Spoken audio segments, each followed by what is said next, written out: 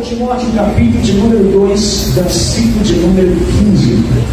Procura apresentar-te a Deus aprovado, como ele que não tem de que se envergonhar e que maneja bem a palavra da verdade.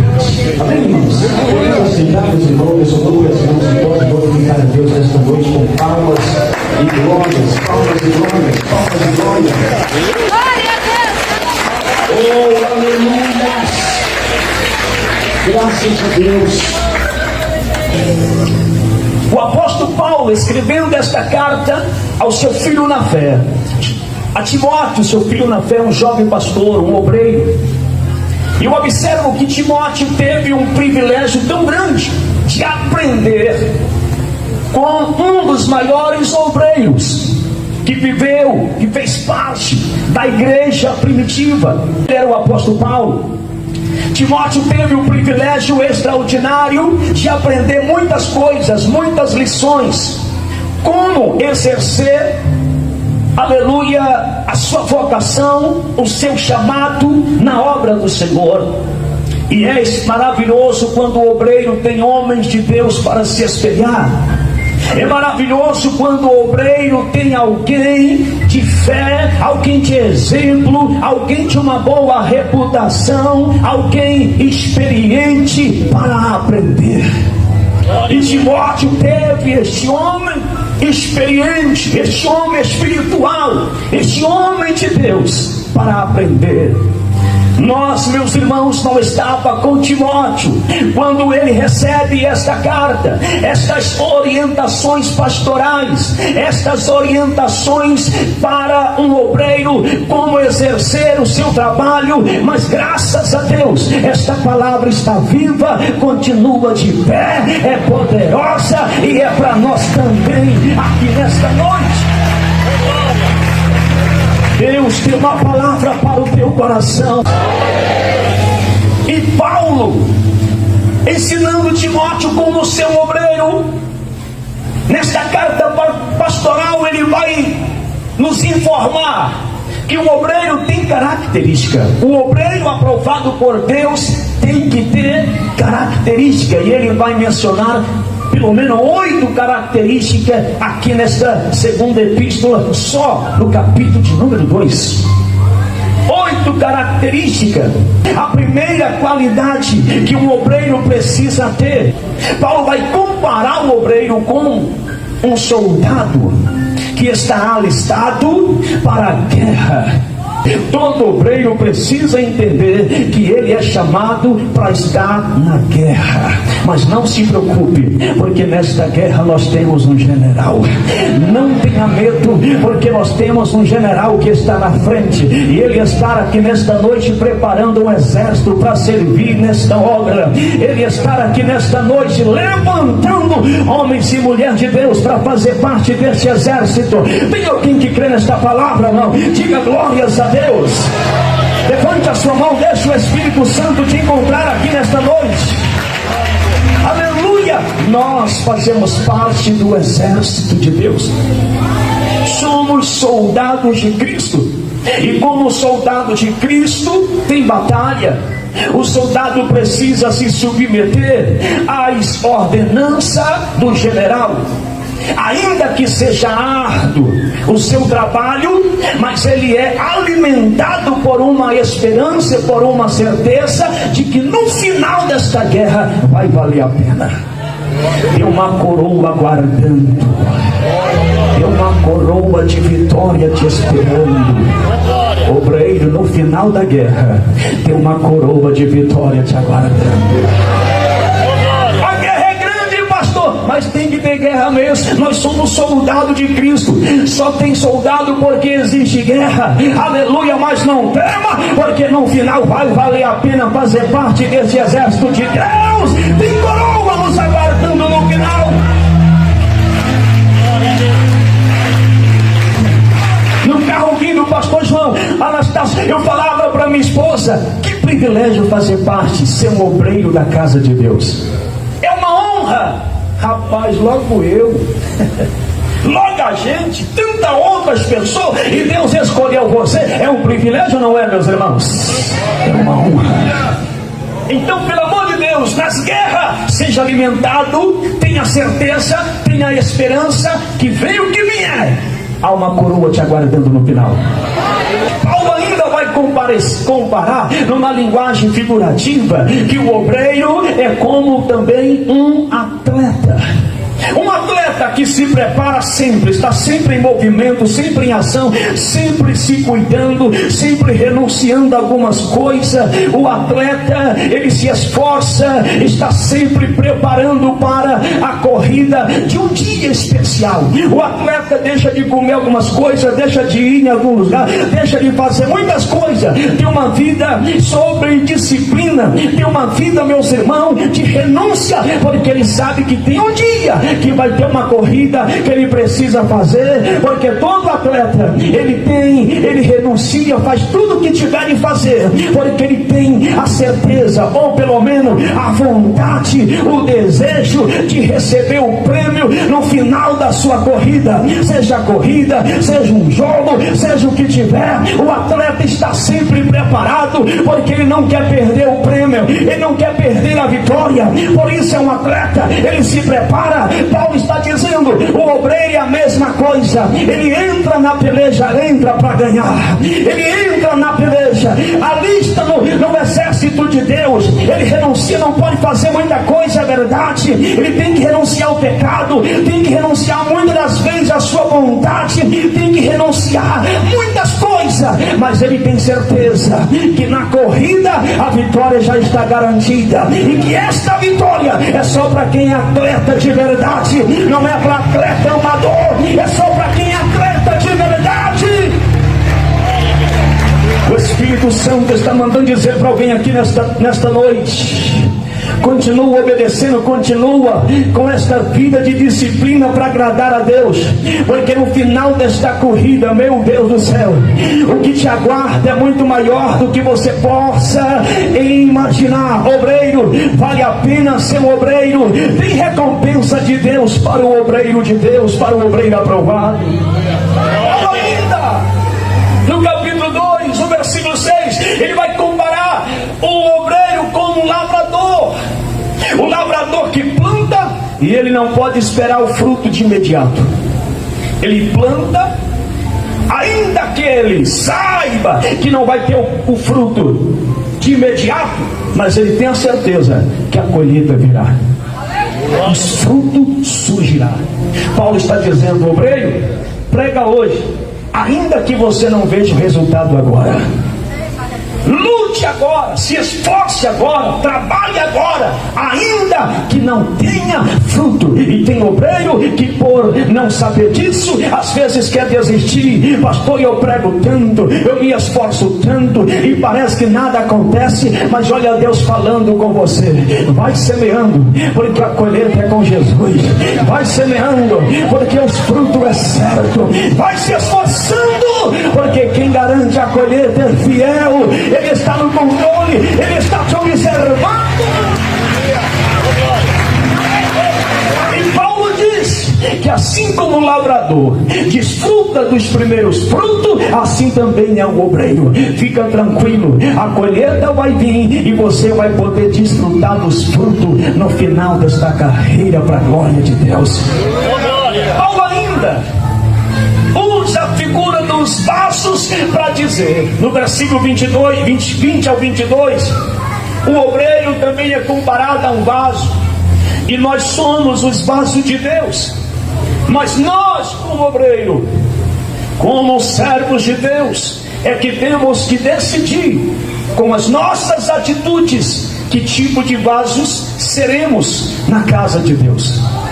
Vasos para honra, para ser usado por Deus, porque o vaso é feito para receber algum tipo de armazenamento, o vaso é feito para ser utilizado, e Deus quer usar a nossa vida.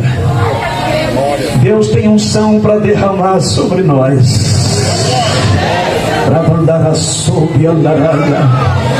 O Espírito Santo quer distribuir dons entre nós. Levante a mão, receba, sinta esta presença gloriosa.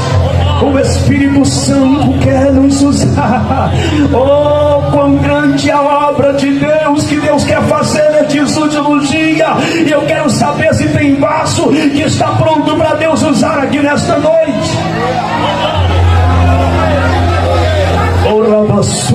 Eu estou sentindo Deus aqui, e Deus quer encher muita gente aqui nesta noite. Você pode decidir neste culto se vai glorificar ou se vai ficar de boca fechada, se você vai dar lugar para Deus ou se vai continuar com o coração travado. Você pode decidir nesta noite se vai, aleluia, consertar ou se vai continuar com esta vida travada, parada, fria, gelada. Decida comigo, irmão. Vamos ser vaso de Deus nesta noite, irmão. Vamos receber o que Deus tem para nós nesta noite. Alabai, levante a sua mão, glorifique o nome do Senhor. Abra o teu coração, abra a tua boca. Oh, alemasteria lamande kiminai. Paulo está dizendo: não existe neutralidade nos vasos. Ou ele é para honra ou é para desonra. E Paulo está dizendo: se queres ser útil para Deus, aparta da iniquidade, deixa o pecado, deixa o que não presta, o que não agrada a Deus, e Deus vai se apoderar da sua vida. Deus vai encher do Espírito Santo, Deus vai encher de poder, Deus vai revestir e Deus vai usar com poder e grande glória. Quantos aqui quer estar decidido se entregar para Deus usar? Levante a mão e diga glória. Deixa eu ver, cadê os vasos de Deus aqui, irmão? Eles vieram, irmão. Oh, glória a Deus. Se tem vaso, tem unção. Glória a Deus. Se tem unção, tem vaso. Dentre estas qualidades, Paulo vai destacar 3 qualidades que o bom obreiro ou o obreiro aprovado precisa ter. E eu termino com estas 3, falando destas 3.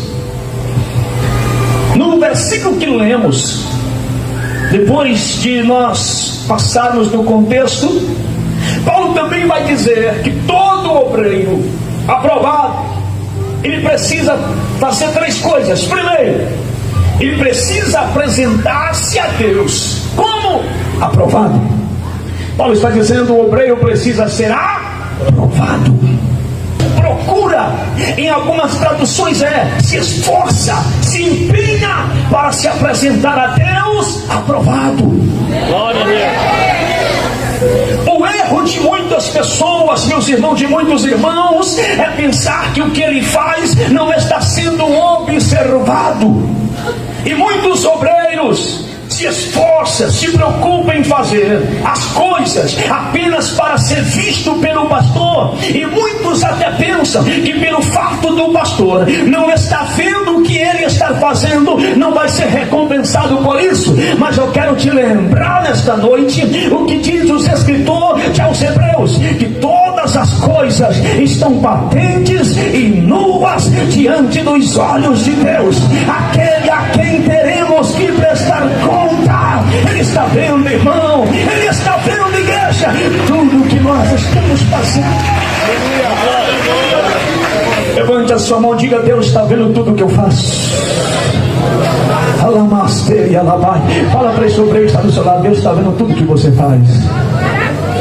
Diga, continue fazendo, continua fazendo. Deus está vendo tudo que você faz. Aleluia. É por isso que eu tenho que fazer para ser aprovado para Deus. É por isso que eu tenho que esforçar para fazer para ser aprovado por Deus. É Ele que vê todas as coisas e é Ele que vai aprovar. E quando Ele aprova, o homem pode até desaprovar, mas se Deus provou, está aprovado. Se Deus aprovou, está aprovado.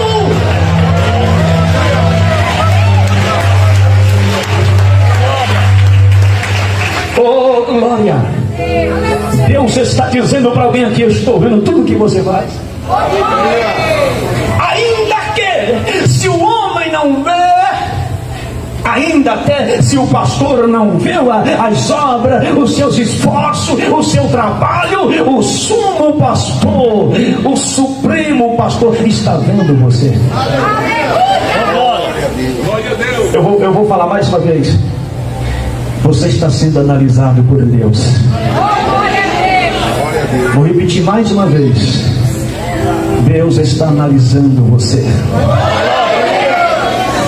Uma meia dúzia de glória. Você está sendo visto por Deus.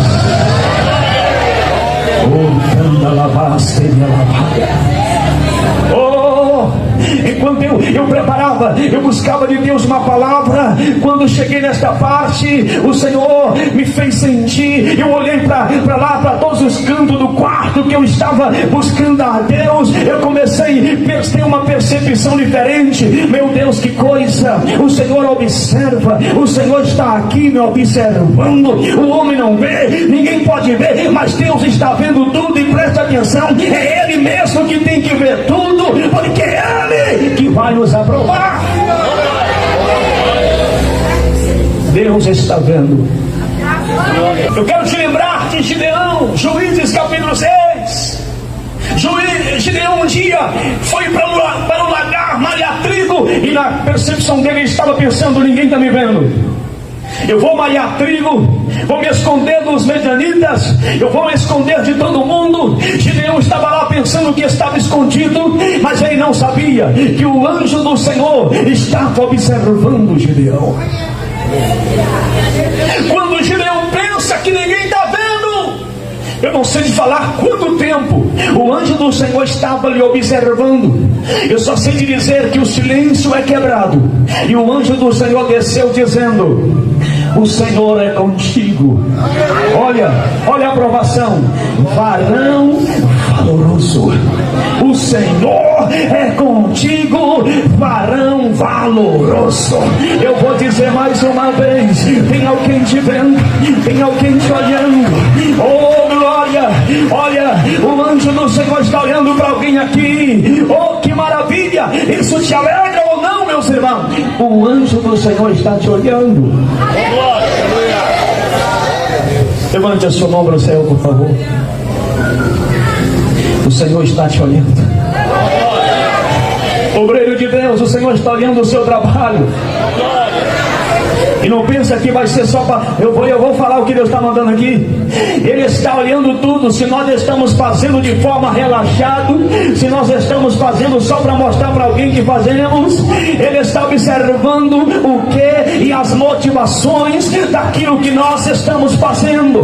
Deus está olhando para ver se nós estamos fazendo direito aquilo que Deus colocou em nossas mãos, ou se nós estamos fazendo de qualquer jeito.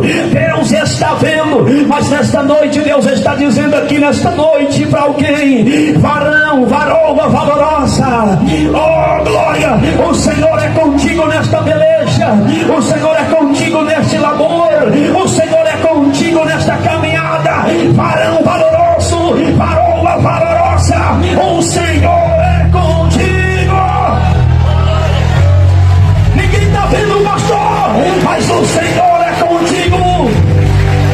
Estou me esforçando demais, pastor, mas o Senhor é contigo. O Senhor é contigo, varão valoroso.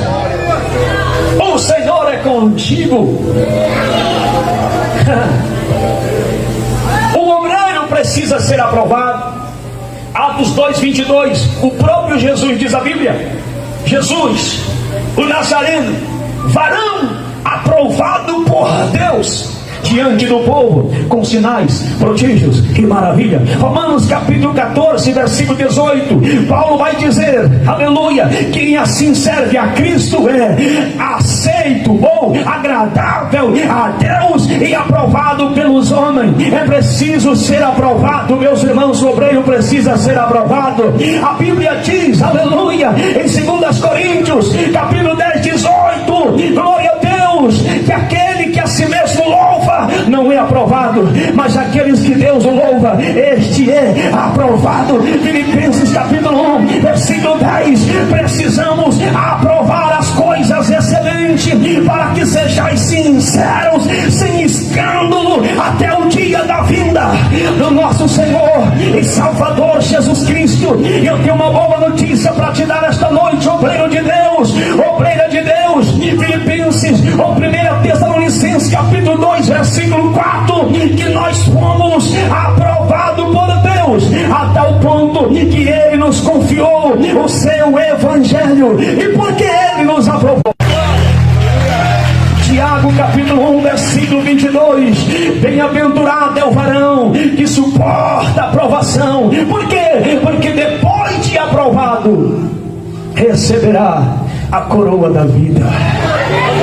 Jesus Cristo prometeu àqueles que o amam. Ei, tem recompensa para os aprovados no final da caminhada. É preciso ser aprovado. Então a primeira característica do obreiro aprovado, do obreiro, é que ele tem que ser aprovado. Em segundo lugar, Paulo dizendo a Timóteo que o obreiro não pode ter do que se envergonhar. E aqui pesa um pouquinho. O obreiro aprovado não pode ter do que se envergonhar. Será que nós não temos nada do que nos envergonhar? E precisamos ser muito sinceros conosco mesmo, olhar no espelho e perguntar: será que não tenho nada do que me envergonhar? Eu posso pregar qualquer mensagem da Bíblia, não vou ficar envergonhado. Eu posso pregar em qualquer igreja, não tenho nada do que ser envergonhado. Será que eu posso pregar na minha casa, no meu trabalho, na minha rua, na minha cidade, e não vou ter nada? Ô irmão, é glorioso você poder voltar numa igreja que você já pregou, poder pregar de novo sem ter nada do que se envergonhar. É extraordinário você voltar na igreja que você já dirigiu, pregar e não ter do que se envergonhar. Oh, glória! A Bíblia diz que além de nós, obreiros, ter que ser testemunha para os de dentro, precisamos também ser testemunha para os que são de fora. Atos, ocorrer, capítulo de número 6, um dos requisitos exigidos para os primeiros obreiros da igreja primitiva era: tem que ser homens de boa reputação. Porque o homem de boa reputação não tem do que se envergonhar. Oh, glória! A mulher de boa reputação não tem do que se envergonhar. Oh, glória! Mas o homem de má reputação, ele tem do que se envergonhar. E Paulo está dizendo: o obreiro não pode ter do que se envergonhar. Eu me lembro de Davi. Olha que situação. Davi teve várias guerras, dentre tantas, tem três que me chamam muita atenção. Uma delas, ele vence o Golias. E esta batalha ele vence publicamente, de modo que enquanto ele está derrubando Golias, a multidão está assistindo, a multidão está aplaudindo, a multidão está exaltando Davi. Davi vence publicamente, ganha fama, eu diria nacional. Davi ganha fama, que maravilha, o povo está aplaudindo. Mas Davi teve outra. Ele testemunha no capítulo 17 de 1 Samuel, quando ele estava lá no pasto sem ninguém ver. Veio um urso, veio um leão, ele venceu, mas ninguém viu aquela vitória. Glória a Deus! Mas quando, e agora, quando chega outro dia, Davi estava passeando no terraço, ali no palácio real, e ele se depara, de repente ele vê uma mulher, aleluia, e a Bíblia diz que ele colocou os olhos na mulher, está olhando para a mulher, e é como se houvesse Deus olhando para Davi, falando: Davi, e agora? A multidão que te aplaudiu vencendo o gigante não está te vendo. A multidão que exaltou, que você conquistou a vitória para eles, ninguém está te vendo, Davi. Agora é só você e a mulher, e só eu que estou vendo.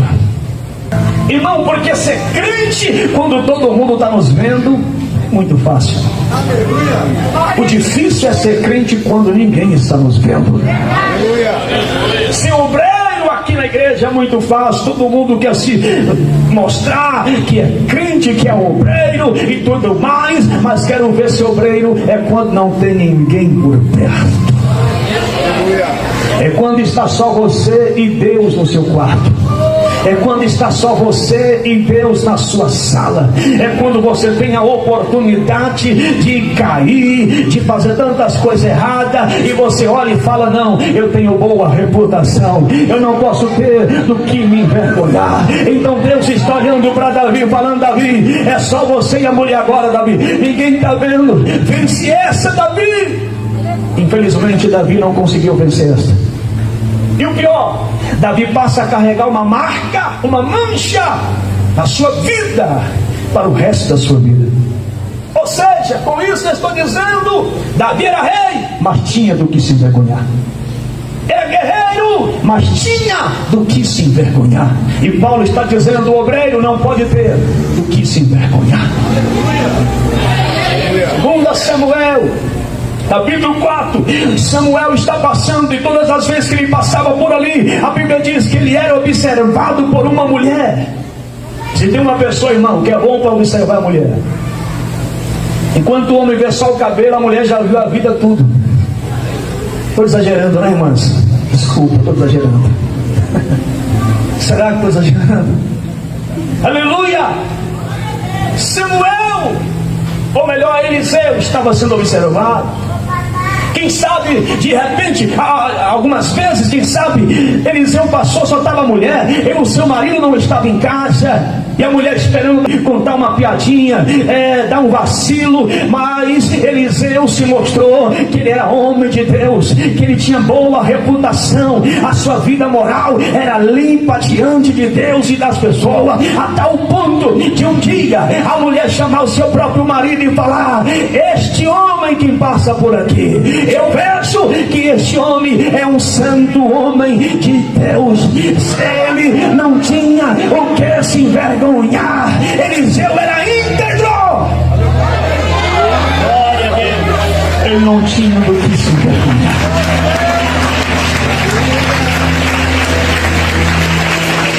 Quem é que não lembra de José?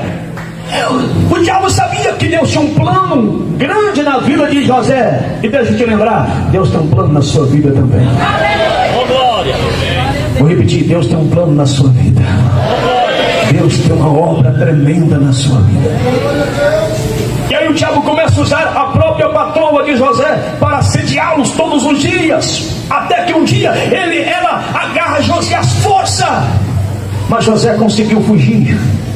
José conseguiu escapar, ele conseguiu resistir. A mulher levanta uma calúnia terrível, e em virtude desta calúnia, José vai para a prisão. José foi preso, José ficou aprisionado. Oh irmão, José pagou um alto preço dentro da prisão, até que um dia, oh glória, o nosso Deus Todo-Poderoso, que vê todas as coisas, que peleja, que trabalha com justiça, ele é justo. Ele desce na prisão e disse: José, sai, chegou o dia de sair desta prisão para se tornar governador do Egito, porque você tem a consciência limpa, a sua reputação está limpa.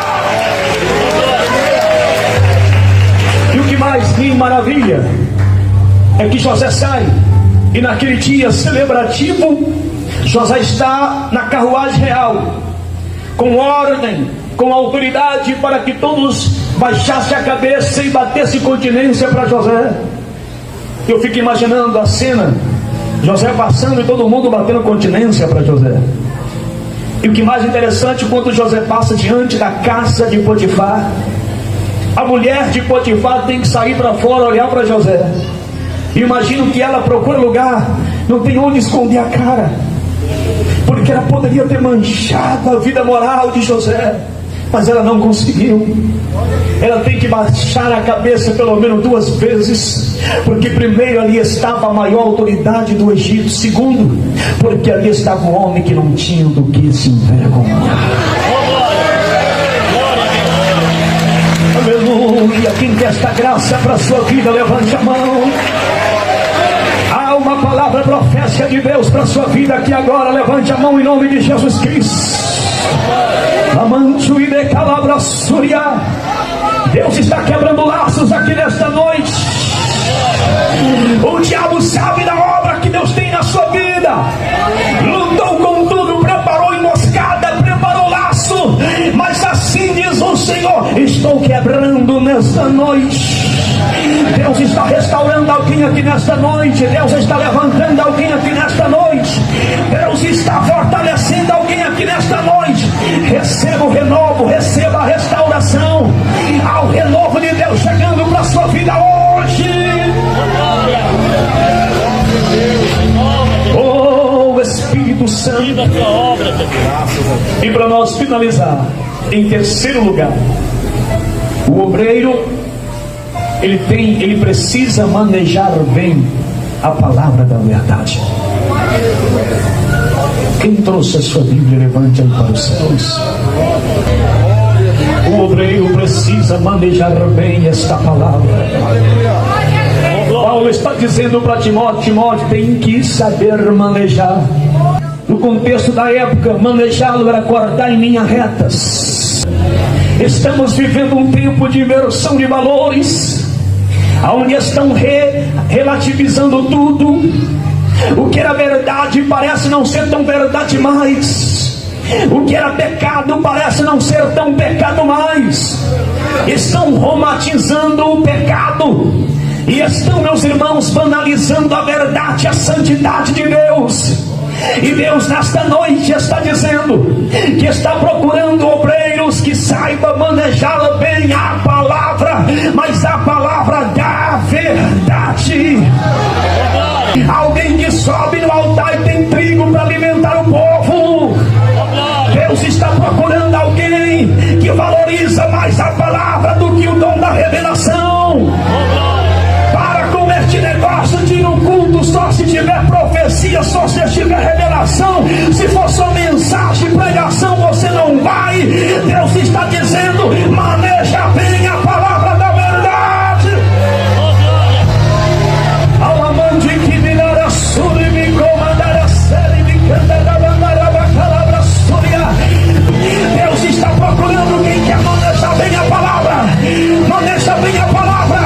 Obreiro, para com esse negócio de ficar mais tempo nas redes sociais, navegando no Facebook. Só passo tempo navegando no TikTok, nas redes sociais. Deus está dizendo: navega mais na minha palavra, navega mais neste livro, navega mais nas santas escrituras. Vem para a palavra, vem para a palavra, vem para a palavra. Deus está dizendo: maneja bem esta palavra.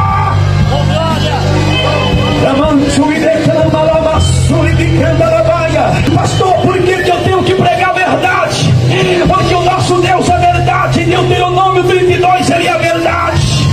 Pastor, por que eu tenho que pregar a verdade? Porque em João 14, versículo 6, o nosso Jesus é a verdade. Em João capítulo de número 16, o Espírito Santo é o Espírito da verdade. Em João 17, 17, a palavra de Deus é a palavra da verdade. A Bíblia diz que o Evangelho é o Evangelho da verdade. A igreja é a firmeza e coluna da verdade. Prega a verdade, prega a verdade, estude este livro para manejá-lo bem. Prega a verdade. É esta verdade que nutre a igreja. Jesus, Deus falou para Jeremias: Jeremias, o profeta que tem sonho, conta apenas sonho, mas aquele a quem está a minha palavra, fale só a minha palavra. E aí Deus fala para o profeta: ei, o que tem a palha com o trigo? Tem muita gente comendo palha por aí pensando que é trigo. Tem muita gente dando palha para o povo, mas o trigo é a palavra. É a palavra que é o trigo. A palha são as heresias. A palha são, aleluia, as fábulas. Altar não é para ser usado para obreiro contar a sua vida e os seus problemas, o que passa na sua casa. Altar não é para jogar direta nos outros, é para pregar a palavra. A palavra, a palavra, a palavra.